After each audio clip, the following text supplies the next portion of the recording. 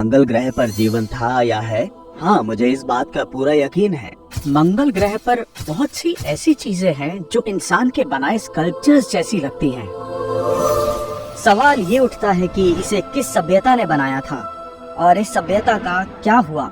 कोई भी ऐसी कुदरती घटना नहीं है जिससे वो न्यूक्लियर डेटा मिल सके। वो एक हथियार का संकेत है। मंगल ग्रह पर जाने की बात हमारे दिमाग में कई समाई है और हम मानते हैं कि हमें वहां जाना ही होगा या हमारी मौत हो जाएगी। मानव सभ्यता की शुरुआत से ही हम इंसान अपनी रचना का श्रेय ईश्वर और सितारों से आने वाले दूसरे जीवों को दे रहे हैं। अगर उनकी बात सच हुई तो क्या उन परग्रहियों ने सचमुच हमारे इतिहास को गढ़ा था? और अगर ऐसा था तो क्या नए सबूत हमें मंगल ग्रह जाने पर मिल जाएंगे? वो कौन थे? वो कहां से आए थे? वो अपने पीछे क्या छोड़ गए? वो कहां चले गए? क्या वो लौट कर आएंगे? साइंस डॉक्यूमेंट्स मिस्ट्रीज पेश करता है डेस्टिनेशन मार्स। हम लॉन्च के लिए तैयार हैं। ठीक है, लॉन्च करो। पृथ्वी साल 2026। 5 4 3 2 1 इग्निशन। हमने लिफ्ट ऑफ कर लिया है। 4 सिविलियन अंतरिक्ष यात्री उस लाल ग्रह का 150 दिनों का सफर शुरू करेंगे। वेलोसिटी करीब 23,978 किलोमीटर प्रति घंटा। वो सफर उन्हें अंतरिक्ष में उस जगह तक ले जाएगा जहां आज तक इंसान कभी नहीं पहुंच पाया। करीब 20 करोड़ किलोमीटर दूर, चांद की दूरी से करीब 200 गुना ज्यादा दूर। हम बहुत तेज वेलोसिटी पर पृथ्वी से जाते हैं और हमारा स्पेसक्राफ्ट पृथ्वी से निकलकर चांद को पार करके निकल जाता है, सूरज से दूर चला जाता है। मगर पहुंचने के लिए वो दूरी शायद ज्यादा फिक्र की बात नहीं है। सिर्फ 5 महीने में वहां पहुंच सकते हैं। इतना तो हम सह सकते हैं। असली समस्या है वापस लौटना। उनकी रफ्तार इतनी तेज होती है कि वो स्टील की 3 इंच मोटी परत को भी पार कर सकते हैं। इसलिए रॉकेट को इस तरह से बनाना जरूरी है कि उसमें बैठे इंसान महफूज रहे। ये कोई आसान सफर नहीं होगा। इस सफर के दौरान कई तरह के हादसे हो सकते हैं। मैं इसकी तुलना उन एक्सप्लोरर से करना चाहूंगा जो पहली बार समंदर में गए थे। उनका सफर बहुत ही मुश्किल और खतरनाक था, मगर उन्होंने उसे पूरा किया। मैं मानता हूं कि मंगल ग्रह भी हमारे लिए अंतरिक्ष की खोज में पहली कोशिश साबित हो सकता है। मैं बचपन से ही अंतरिक्ष की दीवानी रही हूँ। मैं बस एक ही काम करना चाहती थी, खोज। मैं बस वहाँ जाकर जानना चाहती थी कि वहाँ है क्या। और फिर जब मार्स 1 के बारे में सुना तो ऐसा लगा जैसे मेरी मुराद पूरी होने वाली है। मानव सभ्यता के लिए अपनी जान देने का इससे अच्छा मौका और भला क्या हो सकता था। हमारी प्रजाति ही खोज करने वालों की प्रजाति है। मैं तो यही मानता हूँ कि हम बार बार उसकी खोज इसलिए करना चाहते हैं क्योंकि हम वहीं से आए हैं। पृथ्वी पर कोई और ऐसा जीव नहीं है जो अंतरिक्ष, सितारों या उस तरह की दूसरी चीजों का इस कदर दीवाना हो। अब हमारा अगला कदम है मंगल ग्रह पर बस्ती बसाना। बहुत से लोग इसकी वजह ये मानते हैं कि हम खुद भी मंगल ग्रह से ही आए थे, इसीलिए हम वहां जाएंगे। तो नासा का कहना है कि मंगल ग्रह पर बस्ती बसाने का काम इंसानों के साथ नहीं बल्कि रोबोट्स के साथ शुरू किया जाएगा और उन्हें वहां पहले भेजा जाएगा ताकि वो वहां रहने लायक घर, रोवर्स और लाइफ सपोर्ट यूनिट्स बनाएं। उसके बाद खाने पीने की और दूसरी चीजें भी भेजी जाएंगी और फिर इंसान जाएंगे जो मंगल ग्रह पर नई जिंदगी शुरू करने को तैयार होंगे। मंगल ग्रह का एनवायरनमेंट पृथ्वी से बिल्कुल अलग है। वहाँ पर पृथ्वी के गुरुत्वाकर्षण का करीब 38% भाग ही है। वहाँ पर रोज रोज तापमान में भी बहुत बड़ा बदलाव आता है। मिसाल के तौर पर अगर आप इक्वेटर के पास हो तो गर्मियों में वहाँ का तापमान 21 डिग्री सेल्सियस तक होता है, लेकिन रात को तापमान -73 डिग्री सेल्सियस तक पहुँच जाता है। वहाँ कई और भी चीजें हैं जो हमें परेशान कर सकती है, जैसे रेडिएशन और धूल की आंधी। वहाँ का वायुमंडल बहुत ही पतला है। पृथ्वी के वायुमंडल के करीब 1% जितना वहाँ सांस लेने लायक ऑक्सीजन भी नहीं है और रेडिएशन भी बहुत ज्यादा है। ऐसे में वहाँ जाने वाले एस्ट्रोनॉट्स को कई मुश्किलों का सामना करना पड़ेगा। मंगल ग्रह का एक दिन भी करीब करीब पृथ्वी जितना ही होता है, 24 घंटे 39 मिनट का। मतलब वो पृथ्वी के दिन से थोड़ा लंबा ही होता है। मगर मंगल ग्रह का साल पृथ्वी के 2 साल के बराबर होता है, क्योंकि मंगल ग्रह की कक्षा पृथ्वी की कक्षा के करीब दोगुनी है। दिन रात के चक्र और हल्के वायुमंडल की वजह से सिर्फ मंगल ही पृथ्वी के करीब का एक ऐसा ग्रह है जहां सूरज की रोशनी में बड़े बड़े ग्रीन हाउसेस का इस्तेमाल किया जा सकता है। उनके अंदर वहां रहने वाले लोग उस ठंडे और बंजर ग्रह पर अपने लिए खाने की चीजें उपजा सकते हैं। जाहिर है कोई इस बात का इंतजार तो नहीं कर सकता कि वहाँ हर 2 साल पर पृथ्वी से खाने की चीजों का पार्सल जाए। उन्हें खाने की चीजें खुद ही उगानी पड़ेगी। बहुत से लोग सोचते हैं कि ये कौन सा मुश्किल काम है, साथ में कुछ आलू और पत्ता गोभी लो और चले जाओ। मंगल ग्रह पर खेती कर सकते हैं, मगर एरिजोना स्टेट यूनिवर्सिटी में की गई एक रिसर्च बताती है कि जब हम अंतरिक्ष में माइक्रो ऑर्गेनिजम्स भेजते हैं तो वहाँ उनका व्यवहार बदल जाता है। उन्हें वो जगह रास नहीं आती। पिछले 20 साल में मंगल ग्रह पर खाने की चीजें कैसे उपजा सकते हैं, इस विषय पर सैकड़ों पीएचडी थीसिस तो लिखी जा चुकी हैं। और कुछ साल पहले हॉलैंड में एक बड़ा दिलचस्प एक्सपेरिमेंट किया गया, जिसमें नासा ने डच लोगों को ऐसी मिट्टी दी जो काफी हद तक मंगल ग्रह की मिट्टी जैसी ही थी। उन्होंने उस मिट्टी में तरह तरह की सब्जियों के 4200 बीज रोपे और हर बीज अंकुरित हुआ। हाँ, कुछ सब्जियां दूसरों से ज्यादा बेहतर थी, जैसे कि गाजर बहुत अच्छी तरह से होगी। अब इस बात में कोई शक नहीं है कि हम मंगल पर खाने की चीजें उपजा सकते हैं, मगर इस बात में सैकड़ों साल लग जाएंगे कि हम सिर्फ मंगल ग्रह पर उपजी चीजों के सहारे वहाँ रह सकेंगे। उसका बस एक ही तरीका है, उस ग्रह को टेराफॉर्म करना, यानी उसे पृथ्वी के जैसा बनाना, ताकि हम उसकी सतह पर ही फसल उगा सकें। हाल ही के वर्षों में वैज्ञानिकों ने मंगल को टेराफॉर्म करने के कई तरीके बताए हैं, जिनसे वो भी पृथ्वी जैसा बन जाएगा। सबसे ज्यादा जोर है वहाँ के ध्रुवों की बर्फ पिघलाने पर, ताकि उससे कार्बन डाइऑक्साइड निकले, जिससे वायुमंडल भी भरेगा। अगर हम मंगल के ध्रुवों को गर्म कर दें तो उससे वहाँ का तापमान काफी बढ़ जाएगा और तब मंगल पर पानी भी बहने लगेगा, खासकर इक्वेटर के आसपास। और फिर वो पानी खुद ही वायुमंडल में जाएगा और एक और ग्रीन हाउस गैस बनेगी। हम मंगल को गर्म करेंगे और उसके बाद हम उसके सतह पर खेती कर सकते हैं, मगर वो अभी बहुत दूर की कौड़ी है। इन सब में कम से कम 300 साल लगेंगे।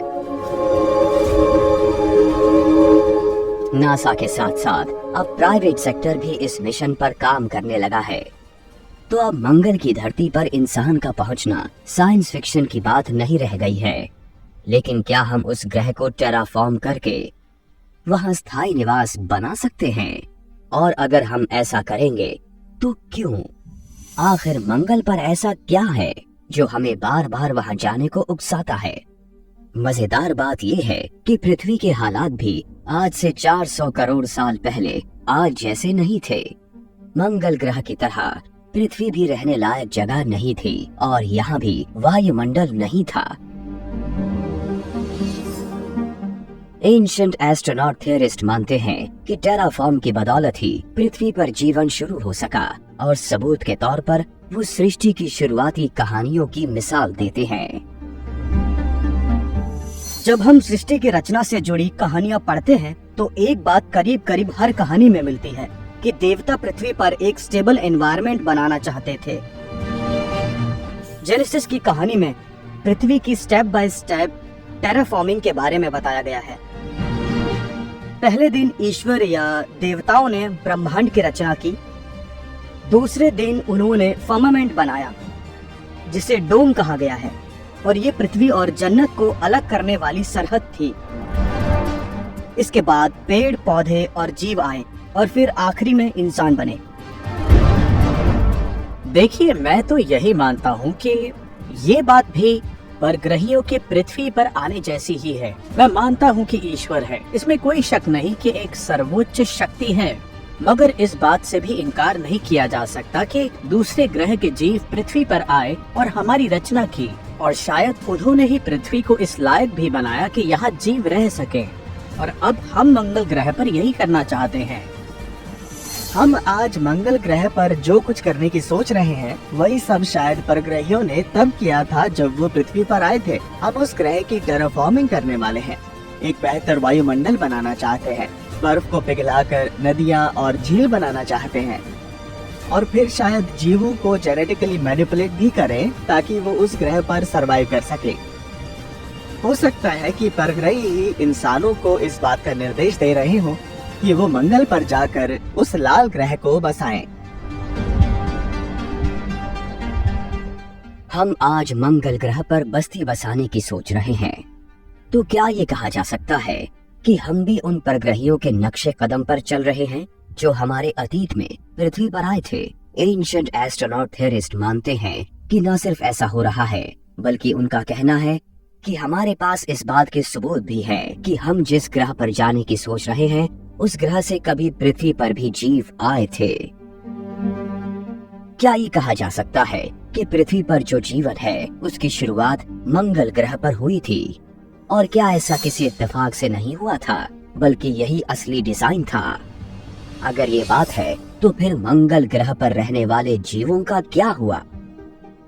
शायद इससे जुड़े कुछ सुराग हमें उस पुख्ता सबूत से मिल सके जो गवाह है महाविनाश के हथियारों का। 10 मार्च 2006 मार्स रिकॉनेसेंस ऑर्बिटर अपनी मंजिल पर पहुंचा और मंगल की सतह से करीब 298 किलोमीटर ऊपर चक्कर लगाने लगा। उसने करीब 40,000 बार उस ग्रह का चक्कर लगाया और वहां से 264 टेराबाइट डेटा और 2 लाख तस्वीरें पृथ्वी पर मौजूद रिसर्चर्स के पास भेजी। 28 सितंबर 2015 को नासा के वैज्ञानिकों ने ऐलान किया कि उन्हें ऑर्बिटर से जो तस्वीरें मिली हैं, उनसे उनका ये अंदाजा बिल्कुल सही साबित हो गया है कि मंगल ग्रह पर पानी है। ऑर्बिटर से ली गई तस्वीरों में ऐसे निशान दिख रहे हैं जो साल भर बहने वाले पानी के बहाव के थे, वैसे ही जैसे पृथ्वी पर बरसाती नदियों के होते हैं। एस्ट्रोबायोलॉजिस्ट के लिए ये एक तरह की चेतावनी थी। अगर मंगल ग्रह पर सतह के नीचे बहता पानी है और हम जानते हैं कि वहाँ के सारे केमिकल स्ट्रक्चर्स भी वैसे ही है जैसे पृथ्वी के हैं, तो वहाँ जीवन संभव है। और अगर वो सब वहाँ है, तो इसका मतलब है कि कभी मंगल ग्रह पर भी जीवन था।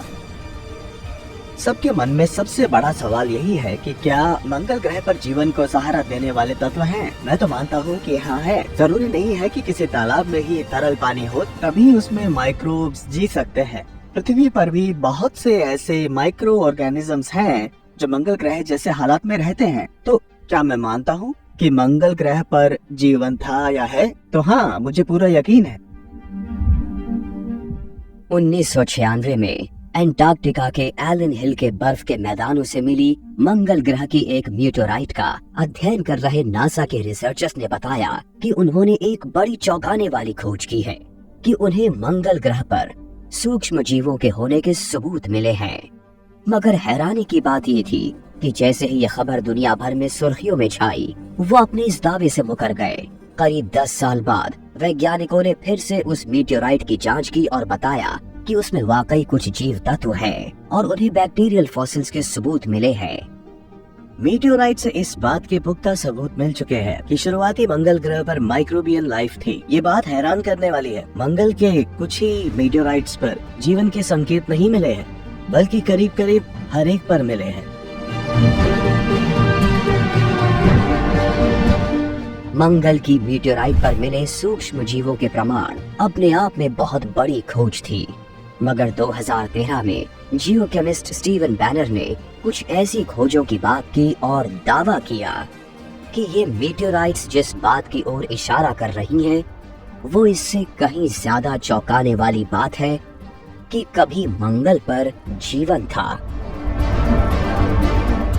बैनर इस नतीजे पर तब पहुंचे थे जब उन्हें जीवन के जन्म के लिए जरूरी वो तत्व मिले जो पृथ्वी पर नहीं थे, और वो शायद उस लाल ग्रह की सतह पर ही थे। मैं तो हमेशा से यही मानता रहा हूँ कि मंगल ग्रह जीवन के लिए ज्यादा बेहतर जगह है। स्टीव बैनर ने हाल ही में ये कहकर इस बात को बल दे दिया है कि मंगल पर जीवों का जन्म हुआ था, क्योंकि वहाँ कुछ ऐसे एलिमेंट्स थे जो ऑर्गेनिक केमिस्ट्री के लिए बेहद जरूरी माने जाते हैं, जैसे कि बोरोन और मोलिब्डेनम, जो पृथ्वी के मुकाबले मंगल पर ज्यादा बड़ी मात्रा में थे। हम कह सकते हैं कि पृथ्वी पर जो जीवन है उसकी शुरुआत मंगल पर ही हुई थी और हम सभी मार्शियंस के वंशज हैं। पृथ्वी पर जीवन के बीज मंगल पर बोए गए थे। क्या हम वाकई मंगल ग्रह के निवासी हैं? एंशिएंट एस्ट्रोनॉट थियरिस्ट्स कहते हैं हाँ, और वो मानते हैं कि पृथ्वी पर जीवन के बीज बोए थे उन इंसान जैसे जीवों ने जो उस लाल ग्रह के निवासी थे। उनका कहना है कि हमारे उन परग्रही पूर्वजों से जुड़े लेख हिब्रू बाइबल में मिलते हैं, जिसमें उन्हें फॉलन एंजल्स कहा गया है। हम इनॉक की किताब की कहानियों से जानते हैं कि दिव्य नियम तोड़ने की वजह से कुछ फरिश्तों को पृथ्वी पर आना पड़ा था। उन्होंने ही यहाँ आकर इंसानों को तौर तरीके सिखाए और वो ज्ञान दिया जिसे हम आज साइंस और टेक्नोलॉजी कहते हैं। वो फरिश्ते इंसान रूप में थे। उन्हें हिब्रू में इशीम कहा जाता था, जिसका मतलब होता है आदमी। वो बिल्कुल हमारे जैसे ही दिखते थे। फॉलन एंजल्स दानव थे। वो कम से कम 10 फुट लंबे थे और उन्हें देखकर ही डर लगता था। उनकी आंखें बड़ी बड़ी थी मगर पंख नहीं थे। 100 साल से ज्यादा वक्त तक माइथोलॉजिस्ट यही मानते रहे हैं कि वो फॉलन एंजल्स असल में मंगल ग्रह से पृथ्वी पर आए थे। यहाँ तक कि डांटे ने भी पैराडीसियो में इसकी बात की है। उन्होंने उसे जन्नत का 5वां स्तर कहा है। क्या ये मुमकिन है कि वो फॉलन एंजल सचमुच मंगल ग्रह से पृथ्वी पर आए हों? क्या हम फॉलन एंजल्स की उस कहानी को थोड़ा बदल कर ये कह सकते हैं कि वो असल में जन्नत से नहीं बल्कि मंगल ग्रह से आए थे? इंटरनेशनल स्पेस स्टेशन पर रहने वाले अंतरिक्ष यात्रियों की जांच करने के बाद वैज्ञानिकों ने ये अंदाजा लगाया है कि मंगल ग्रह पर पैदा होने वाले इंसान के बच्चों की आने वाली पीढ़ियों में शारीरिक रूप से क्या बदलाव नजर आएंगे। मगर एंशिएंट एस्ट्रोनॉट थियरिस्ट मानते हैं कि वो शायद फॉलन एंजल्स के हुलिये से मिलते जुलते हों। इंसान के शरीर की एक सबसे बड़ी खूबी होती है खुद को अडेप्ट कर लेने की। और अगर आप अंतरिक्ष में जाने वाले एस्ट्रोनॉट्स को देखें तो उनका कद 2 से 3 इंच बढ़ जाता है। लेकिन अगर कोई इंसान मंगल ग्रह पर पैदा हुआ हो तो वहाँ के एनवायरनमेंट की वजह से उसके शरीर का स्ट्रक्चर बदल जाएगा और कुछ पीढ़ियों के बाद हमें मंगल ग्रह के इंसान ज्यादा लंबे और दुबले नजर आएंगे, क्योंकि मंगल ग्रह पर गुरुत्वाकर्षण पृथ्वी के मुकाबले कम है। अगर ज्यादा लंबे समय तक इंसान मंगल ग्रह पर विकसित हुए तो उनका कद ज्यादा लंबा होगा, उनका सर भी ज्यादा बड़ा होगा, हाथ पैर भी पतले हो सकते हैं, शायद उनकी आंखें भी थोड़ी बड़ी हों, जिससे वो अंधेरे में ज्यादा बेहतर देख सके। क्योंकि मंगल पर सूरज की रोशनी पृथ्वी के मुकाबले कम ही होगी, वो सूरज से ज्यादा दूर है, इसलिए हो सकता है कि वो दिखने में फरिश्ते या दूसरे देवता जैसे उन जीवों जैसे लगे जिनके बारे में हमने बाइबल और दूसरे प्राचीन लेखों में पढ़ा है। मंगल ग्रह जैसी कम गुरुत्वाकर्षण वाली किसी जगह पर या अंतरिक्ष में सबसे लंबे समय तक रहने के बाद किसी इंसान में भी उन जैसी खूबियां आ सकती हैं और वो लंबे कद का दुबला पतला इंसान नजर आने लगे। शायद उसका रंग भी पीला हो और उसकी आंखें ज्यादा बड़ी हो और ये खूबियां मंगल जैसे किसी दूसरे ग्रह से आने वाले जीव में ही हो सकती हैं। क्या ये कहा जा सकता है कि पृथ्वी पर जो जीवन है उसकी शुरुआत मंगल ग्रह पर हुई थी? और क्या ऐसा किसी इत्तेफाक से नहीं हुआ था बल्कि यही असली डिजाइन था? अगर ये बात सही है तो फिर मंगल ग्रह पर रहने वाले जीवों का क्या हुआ? शायद इससे जुड़े कुछ सुराग हमें उस पुख्ता सबूत से मिल सके जो गवाह है महाविनाश के हथियारों का। क्या ये वाकई इस बात के सबूत हैं कि मंगल ग्रह पर सोच समझकर विनाश किया गया था? अगर हाँ, तो क्या कुछ बचे हुए जीव पृथ्वी पर चले आए थे?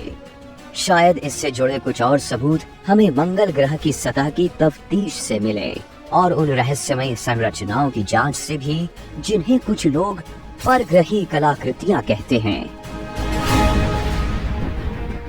उस लाल ग्रह के इक्वेटोरियल रीजन की पपड़ी पर करीब 4000 किलोमीटर के दायरे में एक बहुत बड़ा गड्ढा है। उसे वैलिस मैरिनेरिस कहते हैं और वो करीब 6.5 किलोमीटर गहरा है, यानी ग्रैंड कैनियन की गहराई से 4 गुना ज्यादा। और वो अमेरिका के न्यूयॉर्क से कैलिफोर्निया तक जितनी दूरी में फैला हुआ है। द वैलिस मैरिनेरिस मंगल ग्रह पर मौजूद एक सबसे बड़ी घाटी है। इसका नाम 70s के एक मैरिनर मिशन के नाम पर रखा गया था। इसके कई बड़े दिलचस्प जियोलॉजिकल फीचर्स हैं। ये काफी बड़ी है, ऐसे में ये अंदाजा लगाना मुश्किल है कि ये घाटी आखिर बनी कैसे। वो बहुत बड़ा है और उसे देखकर मन में यही सवाल उठता है कि मंगल पर आखिर इतने बड़े पैमाने पर ऐसा कुछ क्यों हुआ। ग्रैंड कैनियन को तो कोलोराडो नदी ने बनाया था, मगर मुझे नहीं लगता कि वैलिस मैरिनेरिस को किसी नदी ने बनाया था। ये साफ है कि वो पानी के कटाव से नहीं बना था। अभी तक तो उस गड्ढे के बारे में यही कहा जाता रहा है कि वो शायद किसी ज्वालामुखी के फटने और उसी वक्त क्रिस्टल प्लेट्स में हुए शिफ्ट की वजह से बना था। मगर इंजीनियर रैल्फ जर्डन्स ने अपने 1974 के लेख of the moon and Mars में लिखा था कि वैलिस मैरिनेरिस के जियोग्राफिक फीचर्स को देखकर ये नहीं लगता कि वो फटकर ऊपर उठा था, जैसा कि ज्वालामुखी के थ्रस्ट से आम तौर पर होता है, बल्कि ऐसा लगता है कि उसे गढ़ा गया था। जर्गन्स ने कहा कि वो फीचर वैसा ही है जैसा एक इलेक्ट्रिकल डिस्चार्ज के बाद बनता है। उनकी थ्योरी के मुताबिक उस पूरे इलाके में जबरदस्त खगोलीय बिजली गिरी थी और उसी की वजह से वो बना। और जब बिजली नीचे गिरकर आगे बढ़ी तो उस गड्ढे से निकली चीजें अंतरिक्ष में चली गई। हालांकि नासा के वैज्ञानिक इस थ्योरी को सही नहीं मानते, मगर इसने इलेक्ट्रिकल इंजीनियर्स का ध्यान अपनी ओर जरूर खींचा। 2 इलेक्ट्रोड्स की मदद से रेतीली सतह पर एक इलेक्ट्रिकल आग बनाकर उन्होंने छोटे पैमाने पर यह दिखा दिया कि आसमान से गिरी बिजली से कैसे वैलिस मैरिनेरिस बना होगा। इस तरह की चीज किसी ज्वालामुखी के फटने या भूकंप आने या फिर किसी और कुदरती घटना से नहीं होती है। ये अपने आप में उनका ही इलेक्ट्रिक डिस्चार्ज जैसा है जो हमने किया है। लेकिन क्या खगोलीय बिजली गिरने भर से मंगल पर इतना बड़ा गड्ढा बना होगा? और अगर ऐसा हुआ था तो क्या वो कोई प्राकृतिक आपदा थी या कोई हमला? कड़कती बिजली जैसे कई प्राचीन उन्नत हथियारों से जुड़ी कई कहानियां हैं। उसकी चर्चा हमें नॉर्स, यूनानी और वैदिक संस्कृतियों में मिलती है। उनमें एक ऐसे हथियार की बात कही गई है जो दुनिया का विध्वंस कर सकता था। वैदिक लेखों में जिसकी बहुत ही चर्चा हुई है वो है वज्र। वज्र का मतलब है बिजली। ये एक बड़ा शक्तिशाली हथियार था जिसका इस्तेमाल इंद्र देवता करते थे। वो एक खास हथियार था जो एक दानव वृत्तासुर को मारने के लिए बनाया गया था। वृत्तासुर स्याय शक्तियों का प्रतीक था और उसने पूरे ब्रह्मांड में तबाही मचा रखी थी, इसलिए उसका विनाश जरूरी था और इंद्र ने वज्र से ही वृत्तासुर का अंत किया था। वज्र से ऐसी कड़कती बिजली निकलती थी जो अपने सामने आने वाली किसी भी चीज का नाश कर देती और ये देवताओं का एक सबसे खतरनाक हथियार था। अगर हम आज मंगल ग्रह को देखें तो वो निशान भी एक जबरदस्त इलेक्ट्रिक स्ट्राइक का ही नतीजा लगता है। शायद इंद्र के वज्र से उस ग्रह पर वो घाटी बनी हो और उसके बाद मंगल ग्रह का रूप ही पूरी तरह से बदल गया हो। जाहिर है वो हथियार हर लिहाज से परग्रही थे। क्या ये कहा जा सकता है कि वैदिक लेखों में जिस विनाशकारी अस्त्र वज्र की चर्चा की गई है उसका इस्तेमाल इस ग्रह पर किया गया था? एंशिएंट एस्ट्रोनॉट थियरिस्ट मानते हैं कि हाँ किया गया था, और उनके मुताबिक लाल ग्रह पर महाविनाश के और भी हथियारों का विस्फोट किया गया था। साल 2014 में जर्नल ऑफ कॉस्मोलॉजी में छिपे अपने लेख में फिजिसिस्ट डॉक्टर जॉन ब्रैडेंटन ने उन सबूतों की बात की थी जिनसे साबित होता था कि मंगल ग्रह पर जबरदस्त परमाणु विस्फोट हुए थे और उनकी ही वजह से वहां से जीवों का सफाया हो गया। मंगल ग्रह के एटमॉस्फेयर के ज़ीनॉन 129 में एक काफी बड़ा स्पाइक है। ज़ीनॉन 129 बड़े जबरदस्त न्यूक्लियर रिएक्शन से पैदा होता है। मैंने भी एक बार कहा था कि ये शायद एक नेचुरल न्यूक्लियर रिएक्टर था जो अनस्टेबल हो गया, मगर जब मैंने कई दूसरे वैज्ञानिकों से बात की तो उन्होंने कहा कि वो ज़ीनॉन स्पेक्ट्रम गलत है, वो एक हथियार का संकेत है, वो किसी नेचुरल न्यूक्लियर रिएक्टर से नहीं बना है। मंगल ग्रह की सतह पर बने उस पैटर्न में साफ नजर आता है कि वो एक ग्लोबल डेब्रीज पैटर्न है जो मंगल के उत्तरी किनारे पर मौजूद रेडिएशन के 2 हॉट स्पॉट से पूरे मंगल ग्रह पर फैला है। जिन क्षेत्रों में रेजिडुअल रेडियो एक्टिविटी हुई थी वो कांच से ढक गए हैं। वैसे ही एसिड एच कांच से, जो अक्सर न्यूक्लियर टेस्ट साइट पर मिलता है, मंगल ग्रह पर हजारों वर्ग किलोमीटर के दायरे में सतह कांच की बन गई है। जाहिर है किसी ने वहां 2 बहुत बड़े न्यूक्लियर वेपन्स गिराए थे जो हवा में ही फट गए थे। कोई भी एक ऐसी कुदरती घटना नहीं है जिससे न्यूक्लियर डेटा मिल सके। इसलिए हमें मंगल ग्रह पर जाना चाहिए, पता लगाना चाहिए कि वहां असल में क्या हुआ था। क्या ये वाकई इस बात के सबूत हैं कि मंगल ग्रह पर सोच समझकर विनाश किया गया था? अगर हाँ, तो क्या कुछ बचे हुए जीव पृथ्वी पर चले आए थे? शायद इससे जुड़े कुछ और सबूत हमें मंगल ग्रह की सतह की तफ्तीश से मिले और उन रहस्यमयी संरचनाओं की जांच से भी, जिन्हें कुछ लोग परग्रही कलाकृतियां कहते हैं। क्या इन सभी को देखकर ये कहा जा सकता है कि मंगल ग्रह की सतह पर नजर आने वाली ये संरचनाएं और कलाकृतियां मंगल की एक पुरानी सभ्यता के अवशेष हैं, एक ऐसी सभ्यता के जिसे फिर से पृथ्वी पर बसाया गया? अगर ऐसा है तो नासा इस बात को छिपाने की कोशिश क्यों कर रहा है? क्या और भी कई ऐसी बातें हैं जिनके बारे में लोगों को बताया ही नहीं गया? मंगल पर उतरने के 554 सौर दिनों के बाद मार्स क्यूरियोसिटी ऑर्बिटर ने मंगल ग्रह से अपनी हाल ही की कुछ हाई रेजोल्यूशन पैनोरामिक फोटोग्राफ्स पृथ्वी पर भेजी हैं। उनकी जांच करने के बाद एमेचर आर्कियोलॉजिस्ट्स ने एक बड़ी अनोखी खोज करने का दावा किया और उन्हें डिंगो गैप के पास एक ऐसी मूर्ति नजर आई जो किसी इंसान की मूर्ति लग रही थी। ये तो रोवर से भेजी गई उन तस्वीरों में मिली दर्जनों पृथ्वी जैसी चीजों में से एक थी। वहां तो एक ताबूत, महात्मा बुद्ध की एक मूर्ति और एक क्रॉस भी मिला था। मंगल ग्रह से आई उन रोवर इमेजेस में बहुत सी ऐसी चीजें हैं जिन्हें लोगों ने देखा या उन्हें लगा कि वो देख रहे हैं, और उन्हें इंकार भी नहीं किया जा सकता क्योंकि वो बिल्कुल उन स्कल्पचर्स जैसी हैं जो हम इंसान बनाते हैं। और मंगल पर जो महाविनाश हुआ था उसके बाद इनका मिलना इस बात का सबूत है कि वहाँ एक सभ्यता थी जिसने अपने पीछे इस बात के अवशेष छोड़ दिए कि हम कभी वहाँ थे। एंशिएंट एस्ट्रोनॉट थियरिस्ट ने तो 1979 में मंगल ग्रह से मार्स वाइकिंग मिशन से आई पहली तस्वीरों के बाद से ही ये कहना शुरू कर दिया था कि वहाँ कुछ कलाकृतियां और अनोखी संरचनाएं हैं। नासा के अधिकारी कहने लगे कि हम मंगल ग्रह पर इंसान की बनाई जिन चीजों की बात कर रहे हैं उनकी वजह पैराइडोलिया है, जिससे हमारा दिमाग एक जाने पहचाने पैटर्न की कल्पना करता है और इसी वजह से हम बादलों में आकृतियां देखते हैं। मगर कुछ इमेजिंग एक्सपर्ट्स मानते हैं कि ये सिर्फ नजरों का भ्रम भर ही नहीं है। जो वाइट पिछले 25 सालों से इमेज रिस्टोरेशन का काम कर रहे हैं, उनका दावा है कि उन्हें मंगल की सतह पर जो कलाकृतियां नजर आई उन्हें बयान नहीं किया जा सकता।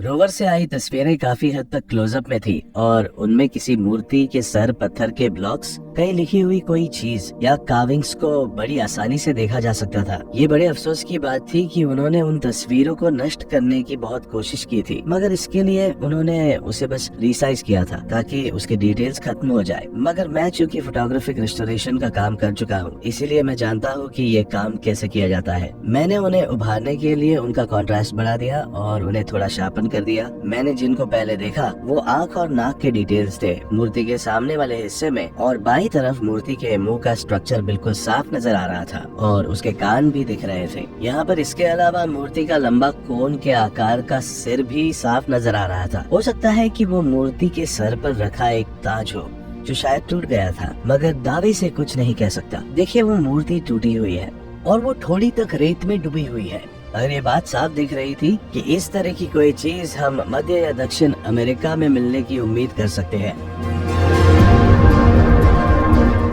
कहीं ऐसा तो नहीं कि मंगल ग्रह की सतह पर एक लुप्त सभ्यता के अवशेष बिखरे पड़े हैं? ऐसे अवशेष जो हमें पृथ्वी पर भी नजर आते हैं। एंशिएंट एस्ट्रोनॉट थियरिस्ट कहते हैं हाँ, ऐसा ही था, और उनका मानना है कि मंगल ग्रह पर मिली कलाकृतियों जैसी कुछ कलाकृतियां पृथ्वी पर भी नजर आती हैं। मंगल ग्रह पर भी कई ऐसे स्ट्रक्चर्स हैं जो पूरी तरह से पृथ्वी के स्ट्रक्चर से मिलते जुलते हैं। मंगल पर पिरामिड जैसे स्ट्रक्चर्स नजर आते हैं। वहाँ पर खड़े पत्थर और स्टोन हेड जैसे स्ट्रक्चर्स नजर आते हैं। इनके अलावा मंगल पर स्फिंक्स जैसा भी एक स्ट्रक्चर नजर आता है। साइडोनिया के आसपास कई ऐसी चीजें हैं जिनमें एक एरिया है, सिटी, जहाँ पर मंगल का वो मशहूर सिर पड़ा है। वहीं पर एक बहुत बड़ा पेंटागनल पिरामिड नजर आता है। करीब ही कई और पिरामिड जैसी संरचनाएं दिखती हैं। मगर इस सिटी में एक सबसे दिलचस्प बात ये है कि अगर हम यहाँ मौजूद पिरामिडल स्ट्रक्चर्स को देखें तो उनकी गिनती भी प्लेटिस के लेआउट से मिलती है। हम इस तरह की चीजें पृथ्वी पर देख चुके हैं। हमने यहाँ कई ऐसे प्राचीन आर्किटेक्चरल मॉन्यूमेंट्स देखे हैं जो प्लेटिस कॉन्स्टेलेशन को रिफ्लेक्ट करते हैं। क्या ये संभव है कि मंगल ग्रह पर बनी वो संरचनाएं असली हैं और उन्हें बनाया गया था? इस मामले में विज्ञान तो साफ साफ कहता है नहीं, ऐसा मुमकिन ही नहीं है। क्या ये दावा सही है? मंगल ग्रह पर पानी होगा? असंभव है ना? मगर अब तो वहाँ पानी के सबूत मिल चुके हैं। अब सवाल उठता है कि उसे किस सभ्यता ने बनाया था और उस सभ्यता का क्या हुआ। कुछ लोग तो ये भी कहते हैं कि वो मंगल ग्रह से भागकर पृथ्वी पर आ गए थे ताकि उनकी जान बची रहे। आज हम मंगल ग्रह पर भी वही अनोखे स्ट्रक्चर्स देख रहे हैं जो पृथ्वी पर देखते रहे हैं, और उन्हें देखकर यही लगता है कि क्या हमारे प्राचीन परग्रही पूर्वजों ने हमें वो मॉन्यूमेंट्स बनाना सिखाया था। इसका पता लगने के बाद शायद हम ये जान पाएं कि हमारी जड़ें तो मंगल ग्रह से ही जुड़ी हैं और हमने पृथ्वी पर भी वही किया है जो कभी मंगल ग्रह पर कर चुके थे।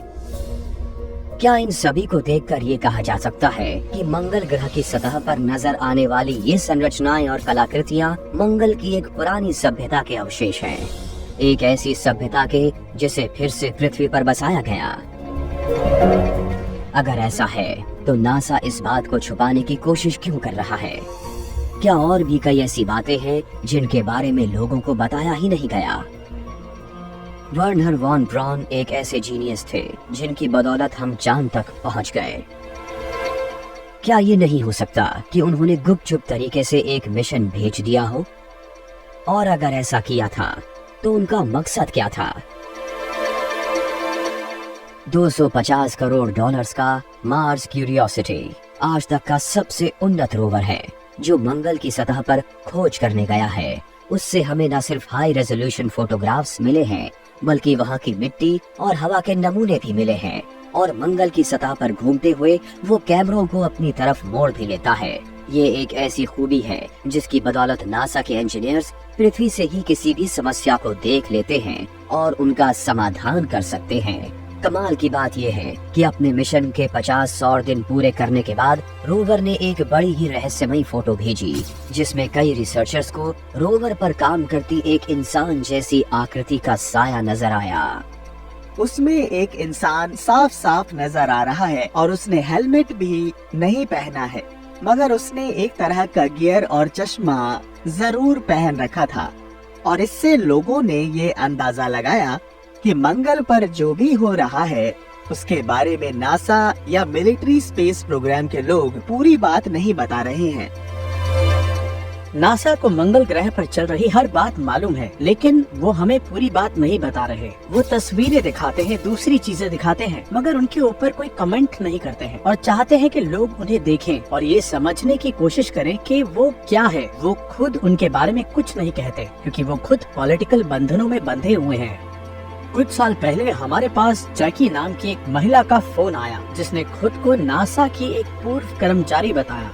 वो बार बार यही कह रही थी कि हमारे रोवर्स ने वो तस्वीरें भेजी थी जिनमें इंसान मंगल ग्रह पर चल रहे थे, मगर नासा ने उन तस्वीरों को दबा दिया था। उन्होंने इस बात का भी दावा किया कि वो जो कह रही हैं वो बिल्कुल सच है। इस बात की चर्चा तो बड़े लंबे समय से चल रही है कि हम जिस स्पेस प्रोग्राम के बारे में जानते हैं उसके अलावा भी एक ब्लैक ऑप्स नाम का प्रोग्राम चल रहा है। एक ऐसा प्रोग्राम जिसके ऊपर लाखों करोड़ों डॉलर खर्च किए गए और किसी को भी पता नहीं लगा कि वो पैसे कहाँ खर्च हुए और हो क्या रहा है। एक स्कॉटिश हैकर गैरी मैकैनन ने नासा डेटाबेस को हैक करके एक फाइल ढूंढ निकाली जिसमें कुछ नॉन टेरेस्ट्रियल ऑफिसर्स के नाम की एक लिस्ट थी। सेना के ये अफसर असल में पृथ्वी से दूर रहकर काम करते हैं। अब नॉन टेरेस्ट्रियल का ये मतलब नहीं है कि वो मंगल ग्रह पर ही हो, बल्कि इसका मतलब ये है कि अंतरिक्ष में एक टॉप सीक्रेट स्पेस प्रोग्राम चल रहा है जिसके बारे में लोग नहीं जानते। क्या मंगल ग्रह पर सचमुच अमेरिकन सेना का एक खुफिया अभियान चल रहा है? और अगर चल रहा है तो वो कब से जारी है? कुछ रिसर्चर्स के अनुसार मंगल ग्रह पर जाने की योजना तो तभी बना ली गई थी जब हम चांद पर भी नहीं पहुंचे थे, और ऐसा करने वाले वही वैज्ञानिक थे जिन्होंने हमें चांद पर पहुंचाया था। वर्नर वॉन ब्राउन एक रॉकेट जीनियस थे और उनके ऊपर मंगल ग्रह पर जाने का जुनून सवार था। वो रॉकेटरी के दीवाने थे। उन्होंने 1948 में किताब लिखी थी द मार्स प्रोजेक्ट। वो असल में मंगल तक जाने का 91 पन्नों का एक मैनुअल था। उसमें सारे कॉम्प्यूटेशंस किए गए थे। वो सारे फॉर्मूलाज लिखे थे जो मंगल तक पहुंचने के पहले होम और ट्रांसफर ऑर्बिट बनाने के लिए जरूरी थे। उन्होंने तो यहाँ तक कहा था कि 1965 तक मंगल ग्रह पर इंसान को पहुँचा देंगे। उन्होंने उस 91 पन्ने के मैनुअल में जो भी लिखा था वो आज भी सही है। वर्नर वॉन ब्राउन ने मंगल ग्रह पर जाने और वहां बस्ती बसाने की पूरी रूपरेखा तैयार कर ली थी। सब यही मानते हैं कि हमने ऐसा कुछ कभी नहीं किया, मगर कुछ लोगों का मानना है कि हमने उसके ऊपर काम किया और हमने मंगल ग्रह पर अपनी बस्ती भी बसाई। वो जब जिंदा थे तभी उनकी देखरेख में ही मंगल ग्रह पर एस्ट्रोनॉट्स की बस्ती बसा ली गई थी। इस बात के कई बड़े पुख्ता सबूत है कि वॉन ब्राउन चुपचाप अमेरिकन सरकार के साथ मिलकर मंगल ग्रह पर इंसान को भेजने की तैयारी कर रहे थे। क्या वो कामयाब हो गए थे? क्या आपको लगता है कि सरकार ऐसी बात को छुपा सकती है?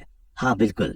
अब आप मैनहट्टन प्रोजेक्ट को ही ले लीजिए। जब वो न्यूक्लियर बॉम्ब बना रहे थे तब उस प्रोग्राम से करीब 1,40,000 लोग जुड़े थे। किसी को भनक तक नहीं लगी। किसी ने ये तक नहीं बताया कि वो क्या कर रहे हैं, और उससे जुड़े बहुत से लोगों को भी ये नहीं पता था कि वो किस प्रोग्राम पर काम कर रहे हैं। बॉम्ब विस्फोट के बाद ही सच उनकी समझ में आया। हो सकता है कि वॉन ब्राउन एक सीक्रेट मास प्रोग्राम पर काम कर रहे हो और इस बार भी मैनहट्टन प्रोजेक्ट जितनी ही सीक्रेसी बरती गई हो और आज तक उसके बारे में आम लोगों से कुछ भी खुलासा नहीं किया गया हो।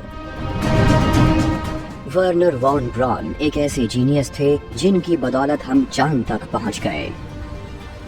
क्या ये नहीं हो सकता कि उन्होंने गुपचुप तरीके से एक मिशन भेज दिया हो? और अगर ऐसा किया था तो उनका मकसद क्या था? Torrens, California, 2015।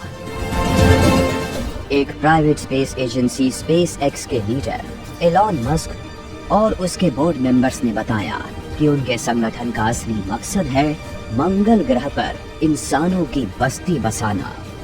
मैं तो मानता हूँ कि ये बहुत जरूरी है, क्योंकि एक प्रजाति और एक सभ्यता के तौर पर हम अंतरिक्ष की सैर करने वाली सभ्यता बनने जा रहे हैं। एक ऐसी प्रजाति जो कई ग्रहों पर रहती हो। इलॉन मस्क का कहना था कि इंसान लंबे समय तक पृथ्वी पर सरवाइव नहीं कर सकते क्योंकि उसे कई तरह के खतरों का सामना करना पड़ रहा है और इस वजह से यहाँ बचे रहने की उम्मीदें कम है। पृथ्वी पर इंसानों को सिर्फ अपनी करतूतों से ही खतरा नहीं है, बल्कि एस्टेरॉइड से भी खतरा है। अगर फिर से एक उतना बड़ा एस्ट्रॉइड गिरा जिसने डायनासोर्स का सफाया कर दिया था, तो फिर हमारा भी काम तमाम हो जाएगा। और इस बात में कोई शक नहीं है कि आज नहीं तो कल कुछ ऐसा होना ही है।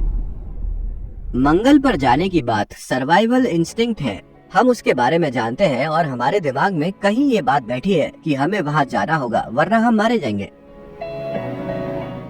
मेरे ख्याल से मंगल ग्रह पर मिले अवशेषों से हमें भी यही संदेश मिल रहा है कि तुम्हारी भी यही हालत होगी। एक प्रजाति के तौर पर तुम्हें इसके बारे में सोचना होगा, कोई उपाय ढूंढना होगा ताकि इंसान की नस्ल खत्म न हो, क्योंकि लाख कमियों के बावजूद हम इस ब्रह्मांड के सबसे खास, शक्तिशाली और बेहद अहम अंग हैं। ये एक ऐसी बात है जो हमें वापस अपनी जड़ों की तरफ ले जाएगी और हम भी उन एंशिएंट एस्ट्रोनॉट्स के नक्शे कदम पर ही चलेंगे जो कभी पृथ्वी पर आए थे, और फिर हम बिल्कुल उनके जैसे बन जाएंगे, खुद परग्रही बनकर एक दूसरे ग्रह पर अपनी बस्ती बसाएंगे। जब हम मंगल ग्रह पर अपनी बस्ती बसा लेंगे तो वो भी अपने प्राचीन फुटस्टेप्स को ढूंढने जैसा ही होगा। हम फिर से उस जगह से जुड़ेंगे और याद करेंगे कि हम मूल रूप से कहां से आए थे। संभव है कि मंगल ग्रह पर बस्ती बसाना ही हमारा अल्टीमेट सॉल्यूशन हो। मंगल ग्रह एक बड़ा ही लॉजिकल पॉइंट है, और अगर पृथ्वी पर जीना असंभव हो जाएगा तब अपनी प्रजाति के सर्वाइवल के लिए हम सिर्फ उसी ग्रह पर जा सकते हैं और कहीं नहीं, क्योंकि शायद हम वहीं से आए हैं। हो सकता है कि पृथ्वीवासी असल में मंगल ग्रहवासी हों। ऐसे में सवाल ये उठता है कि क्या ये आने जाने का खेल लाखों सालों से चलता रहा है? क्या ये कहा जा सकता है कि मंगल ग्रह पर बस्ती बसाना हमारे अपने सर्वाइवल के लिए बेहद जरूरी है? और अगर ऐसा है तो क्या हमने पहले कभी ऐसा कुछ किया है? क्या आज से हजारों साल पहले मंगल ग्रह पर इंसान थे? शायद हमें अपने परग्रही पूर्वजों की हकीकत का पता तभी लगेगा जब मंगल ग्रह पर हम खुद भी परग्रही बन जाएंगे। यदि आपने अभी तक हमारे चैनल को सब्सक्राइब नहीं किया है तो अभी क्लिक करके सब्सक्राइब करें ताकि आप हमारी आने वाली रोचक वीडियो से अपडेटेड रहें। धन्यवाद।